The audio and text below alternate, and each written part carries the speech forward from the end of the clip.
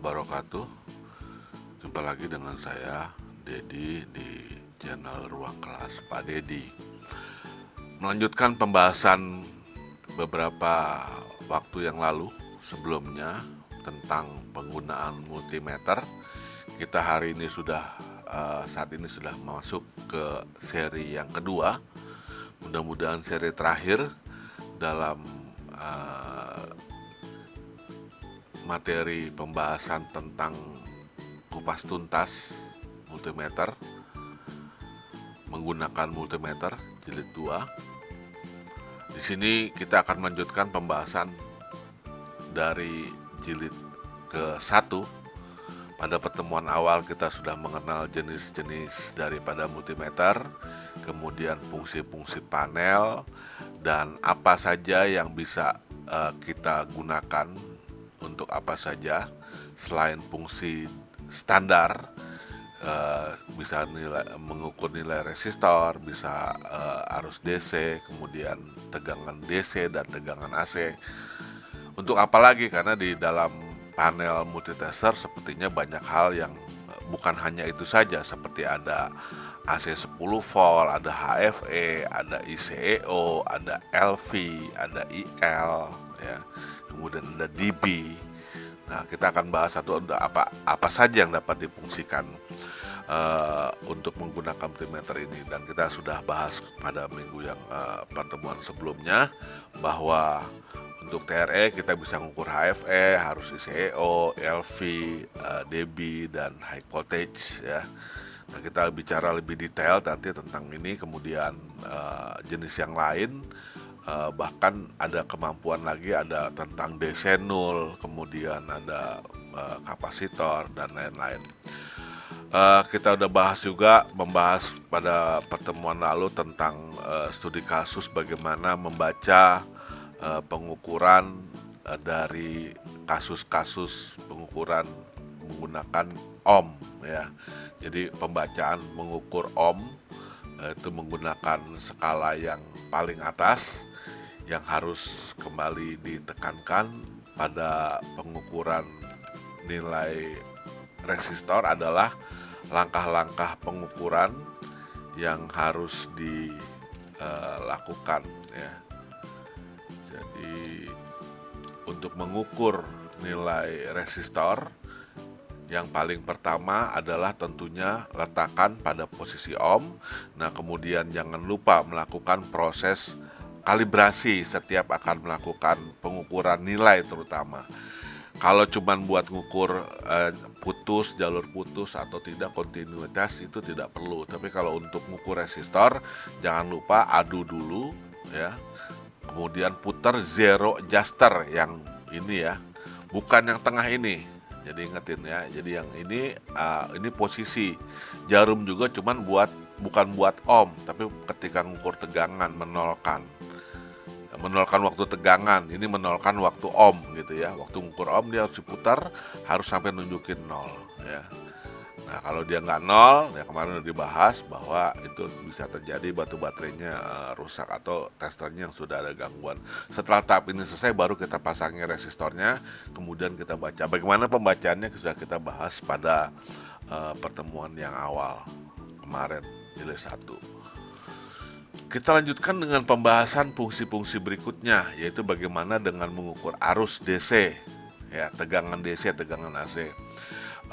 Untuk mengukur arus, kita posisinya tentu saja di posisi arus 0,2 ampere, 25, 50 mikroampere, ya, miliampere, 25, 2,5, 0,25. Jadi ini maksimum sampai dengan 0,25 ampere, ya.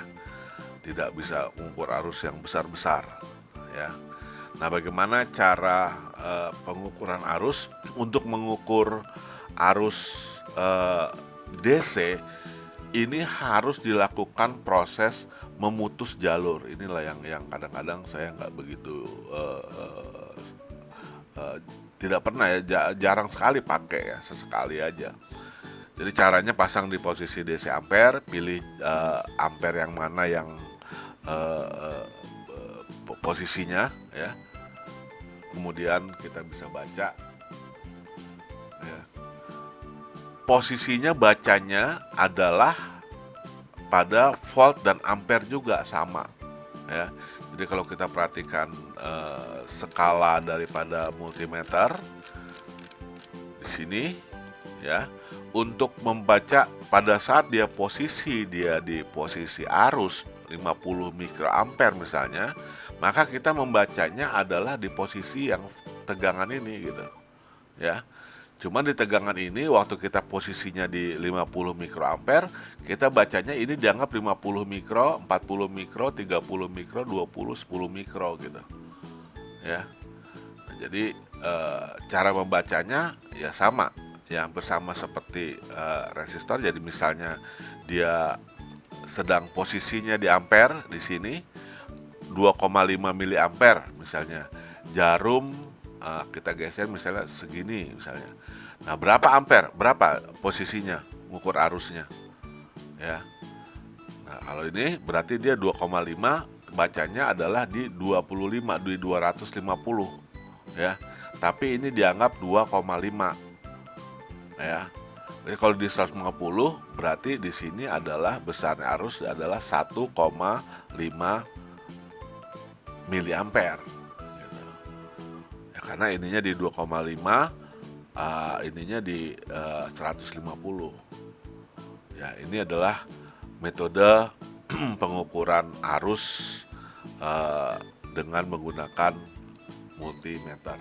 Yang jelas posisi multimeter harus seri terhadap bebannya, ya, tidak paralel ketika kita melakukan proses pengukuran tegangan. Nah, bagaimana untuk melakukan pengukuran tegangan? Ya, tegangan bisa ada tegangan DC dengan tegangan AC. Bacanya juga di skala ini, ya. Jadi DC dan AC skalanya di sini, ya. Posisinya adalah dia di sini untuk tegangan DC 1000, 250, 50, 10. Ya, ini dari sumber-sumber seperti aki, batu baterai atau adaptor, posisinya ngukurnya di sini. Dan waktu dia DC, dia tidak boleh terbalik, ya. Yang di hitam di min, yang positif adalah di merahnya gitu ya.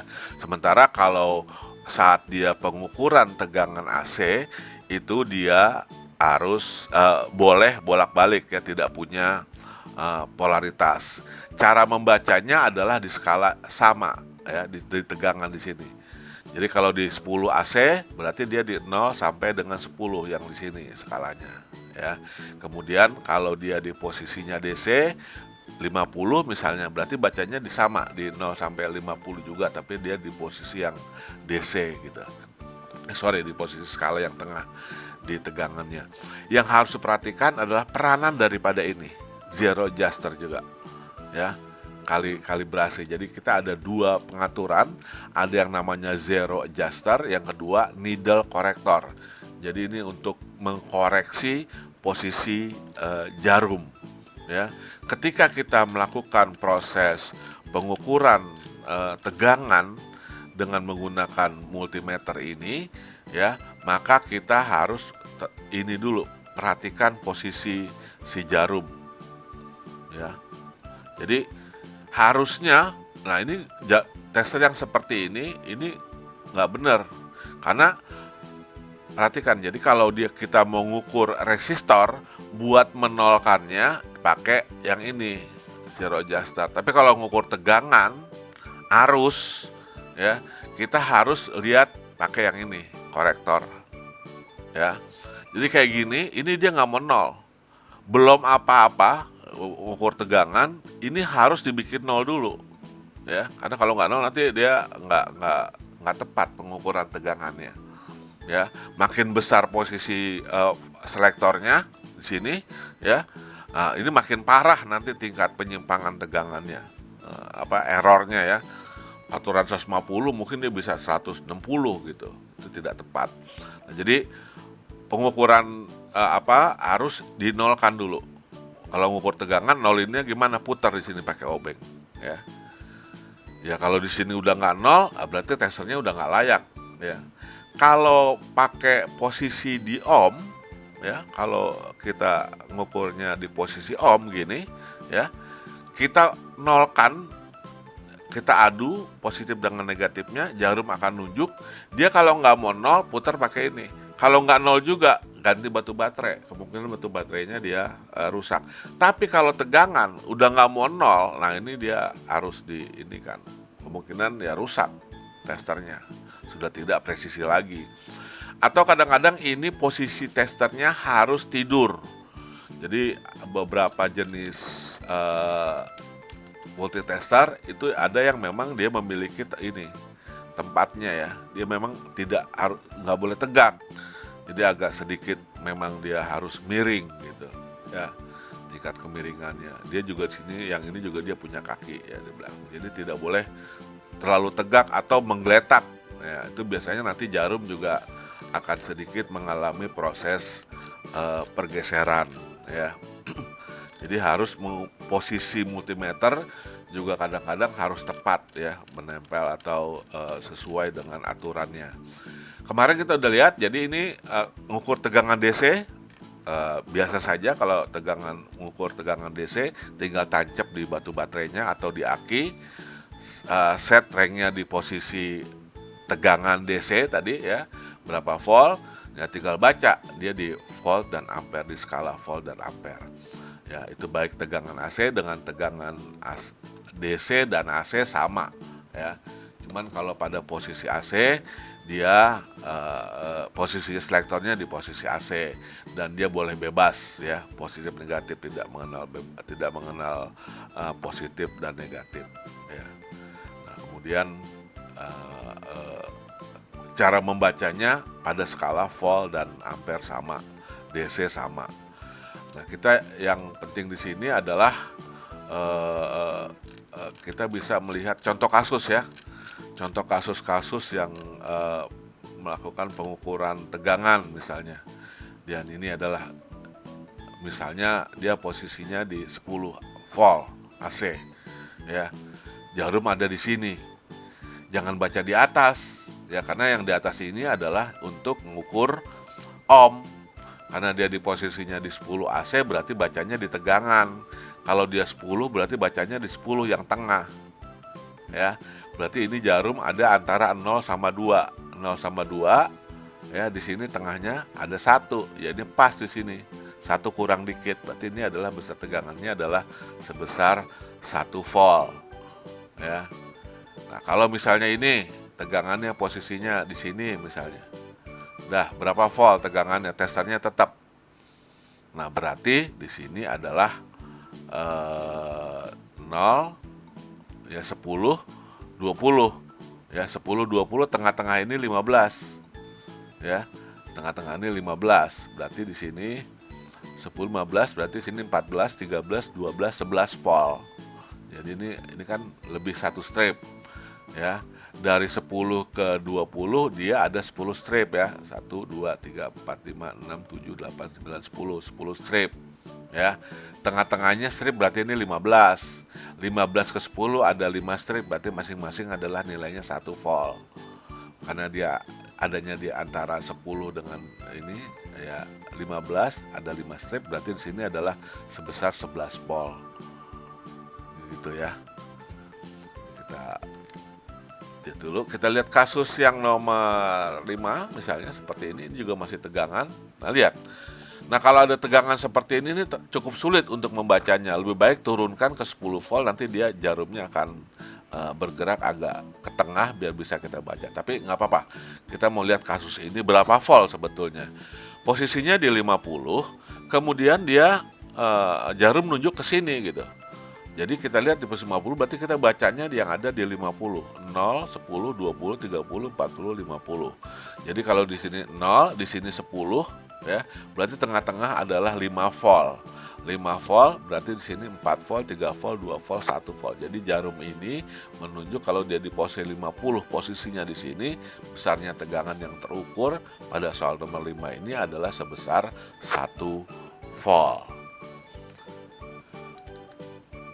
Ada contoh pengukuran tegangan DC misalnya, pakai yang ini DC, isinya posisinya 10 volt, ngukurnya di sini, nah, tegangan DC-nya 10 volt berapa? Ya sama kayak tadi, ya. Kalau di posisi 10 berarti bacanya di skala yang 10. Di posisi skala yang 10 kita lihat di sini adalah antara 0 sama 2. Ya, 02 tengahnya 1. Dari 1 ke 2 ada 1, 2, 3, 4, 5. Berarti dia masing-masing strip adalah 1 volt. Ya, berarti di sini adalah berarti 0,2 ya.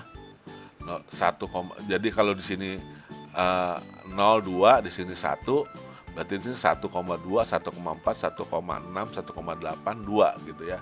Berarti ini satu ininya adalah 0,2 volt.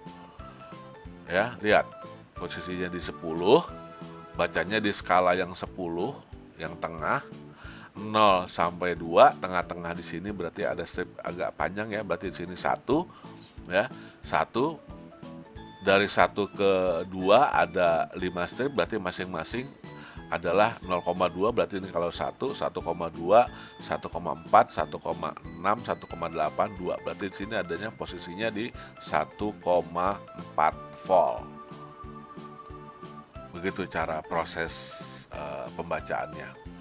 Oke, kita lanjut pengukuran yang lain, yang kemampuan yang lain. Jadi selain dia bisa mengukur arus, resistor, arus, DC, AC, apalagi kalau multimeter 36 TRE itu bisa mengukur HFE. HFE itu apa? IC per IB. Jadi faktor penguatan transistor. Setiap transistor itu di datasheetnya ada terdapat kemampuan. Misalnya dia BC 547 gitu. Berapa dia HFE-nya? Ada 100, 180 misalnya. Bisa kalau dia AV 100 berarti dia mampu memperkuat arus basis 100 kali gitu. Dia berapa kali? Jadi HFE itu besarannya kali. Kalau dia HFE sama dengan 50 berarti dia mampu, transistor ini mampu memperkuat arus basis sebanyak 50 kali. Nah, bagaimana cara mengukur HFE dengan menggunakan multimeter? Untuk dapat mengukur HFE, dia tidak bisa sendiri. Multitesternya harus dilengkapi dengan alat tambahan, ya. Jadi untuk mengukur HFE, transistor harus menggunakan tambahan, beli lagi prop namanya HFE 6T. Jadi dia di sini ada tambahan prop. Posisinya sama di posisi ohm. Ya, gimana cara pasangnya? Cara pasangnya dia seperti ini. Ya, nanti pakai kabel tambahan tadi. Ya, kalau dia NPN, berarti ini dimasukin di negatif. Ya, kemudian kabel hitamnya di basis, yang satu merahnya dia ke negatif gitu. Nah, yang ini pakai jalur yang biasa. Jadi ini ada satu keluar dua colokan, ya seperti ini. Masuk satu, dia keluar dua. Berarti ini taruh di kabel yang hitam kalau di NPN. Nah, ini masuk ke basis dan emitornya, kemudian yang satunya adalah ke kaki emitornya. Ke kolektor kalau dia NPN. Kalau dia PNP, basisnya posisinya yang hitam sama, ininya di posisi di merah. Nanti setelah dipasangnya seperti ini, dia di posisi HFE. Ya, HFE ini posisinya di ohm kali 10. Ya. Jadi kalau kita lihat di sini yang bisa pakai HFE, ini dia, ya. Ini bacanya di sini nih. HFE dikali 1 kali 10 kali 100 kali 1 kilo ini, ya. Ini HFE, lihatnya di sini jarumnya. Nah, itu dia. Ya, cara membacanya gimana? Ya. Dan nanti bisa dilihat di testernya. Ini HFE adanya di sini. Ya. Nah, ini bisa kita geser dulu. Nah, itu. Ini yang biru nih. 0, 50, 100, 200, 500 sampai dia 1000 kali, ya. Nah, terus jadi untuk dapat mengukur HFE kita harus punya tambahan. Apa itu HFE? HFE adalah penguatan transistor. Yang kedua adalah TRE juga bisa ngukur arus ICEO. Apa ICEO? Skalanya ada di sini. Di bawah AFE ada ICEO. Ya, ICEO itu adalah arus bocoran dari kolektor dan emitor. Ini sekaligus juga untuk mengetahui transistor itu bagus atau rusak. Caranya gimana? Kita nggak perlu pakai tambahan, pakai tester biasa. Ya, cara mengukur DCEO-nya itu adalah ICEO adalah seperti ini, ya. Jadi pasangnya di posisi ohm, boleh kali 1 atau kali 1 kilo, pasang basisnya, gantungin, taruh yang kalau di NPN dia ditaruh di merah. Ini harusnya jarumnya bergerak di jalur liket, ya. Bacanya di skala liket. Ya. Jadi kita lihat kalau di sini lebih jelasnya seperti ini, ya. Jadi dia kalau dia NPN basisnya digantung, kabel hitam ya di posisi kolektor, kabel merah di posisi positif, taruh seperti ini, baca. Nah, bacanya transistor yang baik selama dia harus nunjuk arus bocornya itu makin kecil makin bagus gitu, harus ada di sini. Kalau sampai melampaui besaran lag-nya, berarti transistor itu udah rusak. Jadi yang secara idealnya tidak ada, kalau basis menggantung, transistor itu mestinya dalam kondisi off. Tidak boleh ada jarum yang menyimpang jauh gitu. Tapi kadang-kadang arus bocor masih boleh kalau masih berada pada posisi di lag, ya. Lag itu artinya kebocoran. Bisa saja ada bocoran di transistor, tapi yang masih boleh dianulir, ya, boleh, nggak apa-apa. Jadi jalurnya di sini nih. Dia nggak ada. Oh, ini nggak ada lag, nggak ada leket, ya. Ya, yang ini nggak ada, ya. Yang ini ada nih, ini lag nih, ya. Itu tadi, ya. Kemudian kita lihat lagi di B, LV. Oh, ini mana nih? TRE, ya. TRE, ya. Oke. Ini yang TRS sama, ya. Ada LV, ada DB. Nggak apa-apa. Oke. Kita lihat arus ICEO itu adalah mengukur arus bocor. Bacanya di ICEO nih, ya. Jadi toleransinya yang masih ada di posisi leak ini, leakage, ya. Artinya bocornya. Kalau udah lewat dari sini berarti transistornya udah jebol. Yang ketiga itu LV, ya. LV dan IL. Dia ada dua. Ada LV di sini kiri, ada IL ada sih. Kalau kita coba perbesar cara ngukur ini, ada LV. Nah, ini dia LV dan IL. LI adalah arus forward. LV adalah tegangan drop. Jadi ini LV dan LI dan LV ini saling terbalik, ya. Kalau LI makin ke kanan makin besar, kalau LV makin ke kanan makin kecil, dia terbalik. Untuk apa di sini? Ini untuk ngukur dioda, ya. Nah, kalau biasanya kalau orang pakai ohm, posisi ohm, ya diukur dia satu nyimpang satu enggak. Ya, kalau nyimpang berarti diodanya bagus, ya. Artinya dioda bagus itu kalau dia dipasang di tester posisi ohm bolak-balik nyimpang. Tapi di sini kita bisa melihat besaran arus forward dan tegangan jatuh, ya, tegangan jatuhnya. Ya, waktu dia nyimpang berapa, selain dia nyimpang berapa arusnya gitu, ya. Jadi ngukur tegangan ini seperti ngukur dioda gitu. Jadi ini dipasang di merah, hitam di kaki anoda, merah ini arusnya jarumnya nyimpang. Nah, waktu nyimpang dia mengukur arus forwardnya. Nah, ketika jarum menyimpang itu sekaligus juga bisa melihat berapa tegangan drop di dioda. Kita tahu dioda itu jenisnya ada silikon, ada germanium, ya. Kalau silikon dia 0,7 atau 0,6 dropnya, kalau dia silikon, germanium dia 0,2. Jadi bisa dilihat waktu dia kondisinya dia forward, ya. Nah, lihat berapa IL, berapa IV-nya, ya. Di jarum tester itu bisa terlihat. Di sini saya nggak ada ya. Oh, ada di sini ya. Nah, jadi dia waktu jarum menyimpang, ya. Nah, tegangannya di sini kalau yang normalnya satu nih, ya. Dia ada di sini. Ya, sekitar ini. Jadi dia kalau 0,7 di sini, 0,6, 0,2 adanya di sini. Ya. Nah, ini besarnya Li dan Lv selalu terbalik. Ya. Jadi kan dioda waktu dia forward dia nggak nyimpang. Kalau nggak nyimpang berarti oke.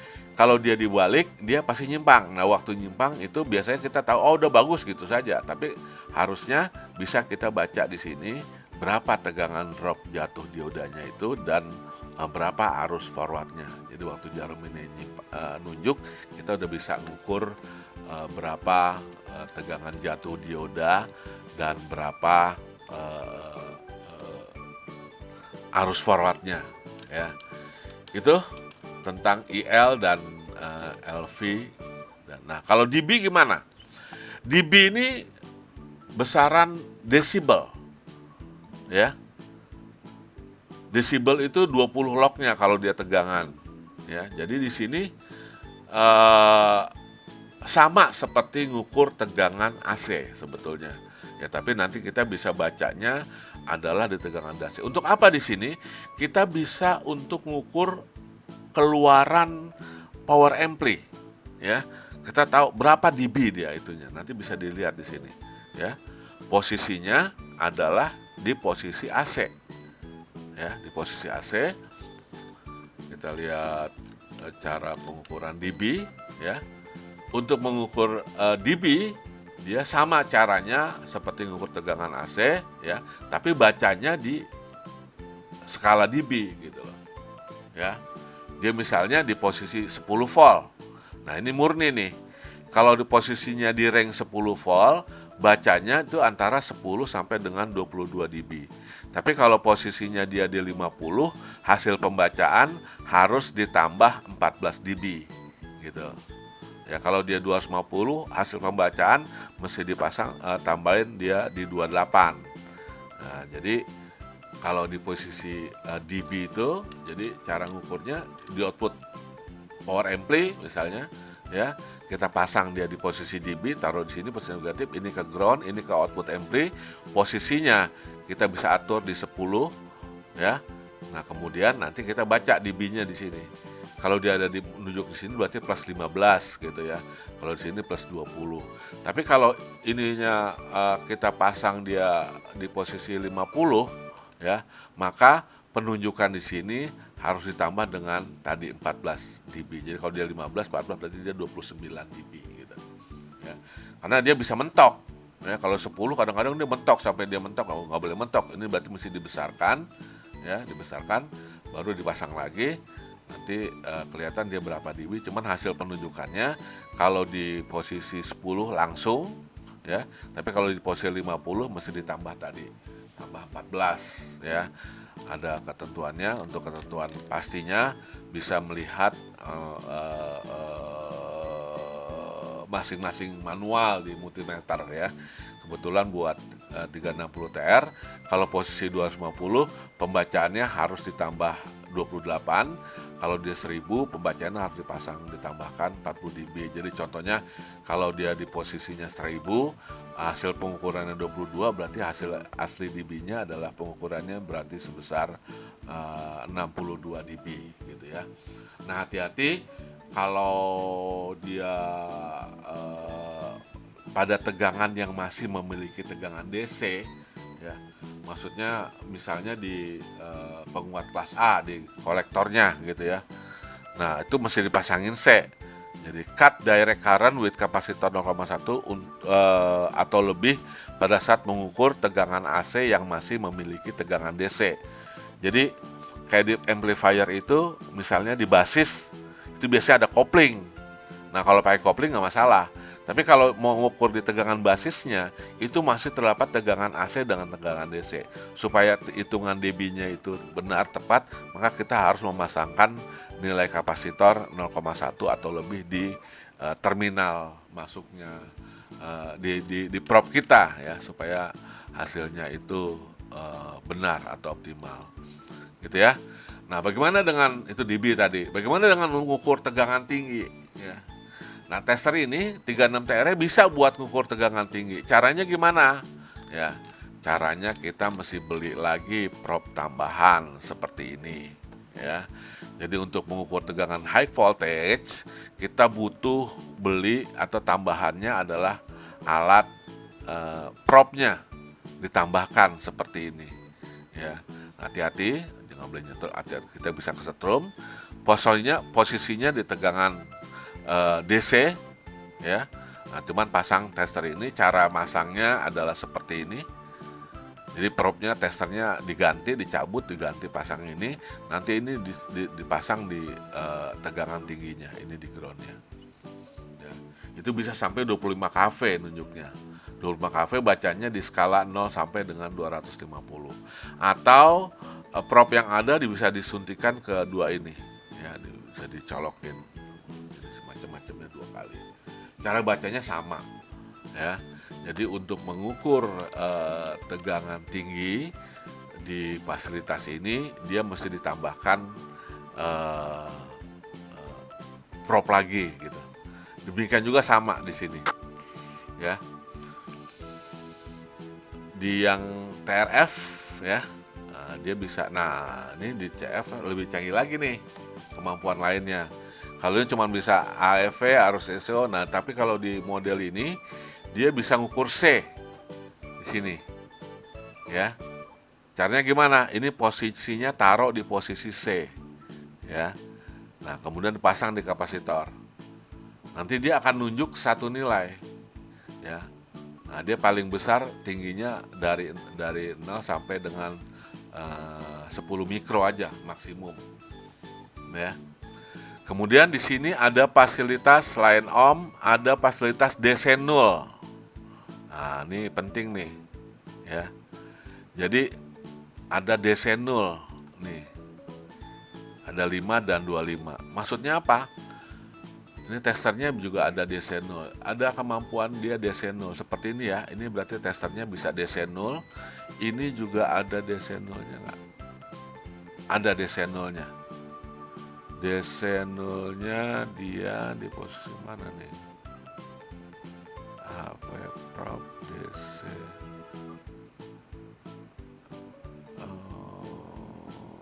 Nanti lihat datasheetnya, ya. Ini bisa di DC 0. Nggak ada, ya? Oh, nggak ada. Ini nggak bisa DC 0. Nggak ada posisinya. Kalau yang ini bisa nih, DC 0. Ya. Jadi ini bisa diatur di posisi ini, DC 0. Nanti untuk apa? Testernya itu, kalau dia di posisi DC 0, kita dipasangin tegangan, nanti ini jarumnya akan bergerak ke posisi tengah, gitu. Jadi bacanya di DC 0 ini, ya. DC 0 itu artinya kita bisa ngukur tegangan min, bisa ngukur tegangan positif.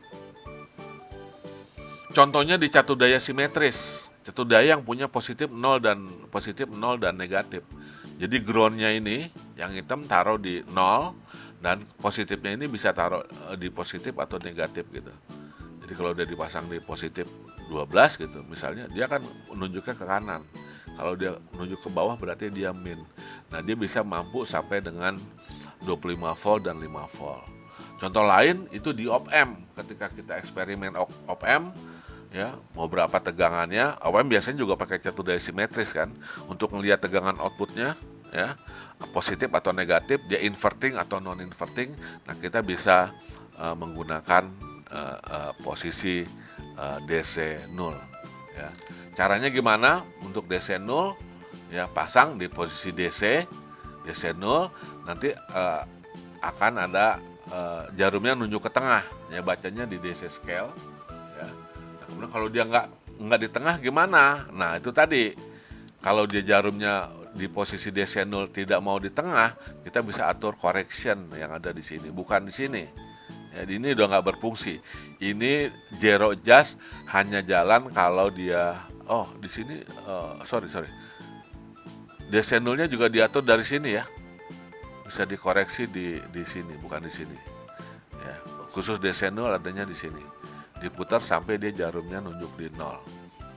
Baru dipasangin gitu ya. Oke. Oh, ini DB lagi nih, ini salah nih ya. Dia bisa DB, IC0, ICEO. Ya. Ini ada nih, ini sama aja ya. Dia bisa ngukur ICEO nih. ICEO. Sorry terbalik. ICEO gitu ya. Itu kemampuan lain di multimeter yang bisa kita lakukan proses pengukuran. Kita studi kasus lagi. Sebetulnya saya banyak studi kasus ya, tapi nggak bisa semua saya coba jabarkan ya. Tadi udah di berapa nih? Nah, oke, kita coba lihat aja kasus yang ini. Ini sudah belum ya? Nomor 9. Posisi tegangan di posisi di 10 volt. Jarum nunjuk begini, berapakah tegangan hasil pengukurannya. Kalau dia di 10, berarti bacanya di skala 10. Ya, berarti dia 0 sama 2. 0 sama 2, di sini ada 1. Ya 1, 1, 2, 1, 4. Ini tadi udah kalau nggak salah ya. Besar hasil pengukurannya adalah 10 volt. Kita lihat yang ini, di kasus yang lain. Testernya seperti ini, posisinya kali 1, berapa hasil pengukurannya? Nah, berarti ohmnya kita lihat. Ohmnya 10, 20, berarti tengah-tengahnya 15, berarti satu strip ini adalah 1, 11, 12, 13, 14, 15. Berarti di sini 14 kurang dikit. 11, 12, 13 kurang dikit. Ya 12,8 lah ohm. Ya, karena kali 1 ya, 12,8 ohm. Kalau di sini gimana? Posisinya dikali 1, jarum nunjuk di sini. Berarti dia posisinya antara 5 sama 10. Di sini 6, 7, 8, 9, 10. Ya berarti dia 6 kurang. 5,9 kali 1 kilo ya, berarti 5,9 kali 1 kilo ya 5K9 atau 5600 ohm. Ini posisinya di 1 kilo tapi nunjuknya di sini 50 lebih tapi kurang dari 100. Ya udah berarti dia 60, 70, 80, 90, 100, berarti dia adanya di posisi 60 kali 1 kilo berarti 60 kilo. Ini posisinya masih ohm semua nih. Kita lihat yang posisi tegangan. Nah nih, tegangannya 30 volt AC. Jarumnya nunjuk di sini berapa volt. Ya. Posisinya di 30. 30 berarti baca di skala yang 30. Di sini 0, di sini 30. Ya. Tegangannya berarti dia 25, 30. Berarti di sini adalah 27,5 nih. Antara 25 sama 30 tengah-tengahnya adalah 27,5 ya. Berarti 27,5. Ini berarti 25 25,2, 25,4, 25,6, 25,8. Berapa nih ya? Antara 20 sama 22,5. Ini 27,5.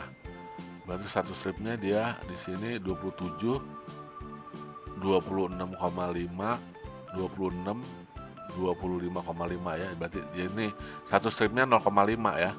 25,5, 26, 26,5, 60 jadi stripnya kalau di sini 25, 30, 27,5 berarti satunya di sini 27,5, 27, 65,5, 25, 25,5, 26, 26,5. Jadi dia 266 ya. 26 kali 30. Iya, 26 volt. 26 volt. Ya. Jadi ini kalau kita coba pinggirin. Nah, lihat. Ini 25, ini 30. Berarti satu stripnya 0,5 karena di sini 27,5. Turun ke bawah satu strip berarti dia 27. Strip ke besar berarti 6,65, stripnya 60. ya, 26,5 ya, 26, 25,5. Jadi kalau posisinya di sini, itu ya berarti dia adalah, sorry, nah di sini tadi ya, berarti dia adalah 2,5, 26 volt. Oke, itu barangkali yang bisa saya sampaikan. Menurut saya sudah artinya cukup lengkap, tuntas.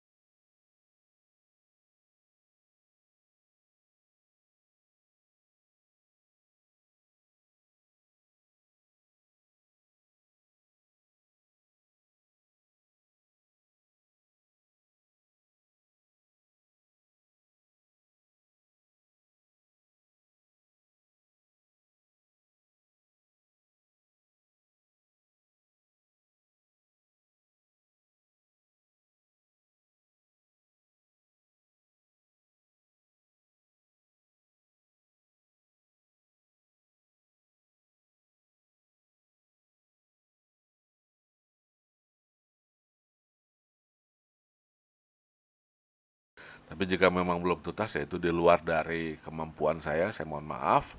Kita bisa diskusikan lagi dengan saling komunikasi barangkali. Itu barangkali yang bisa saya sampaikan. Terima kasih atas segala perhatian. Mohon maaf jika ada kesalahan. Saya akhiri, wabillahi taufiq wal hidayah. Wassalamualaikum warahmatullahi wabarakatuh.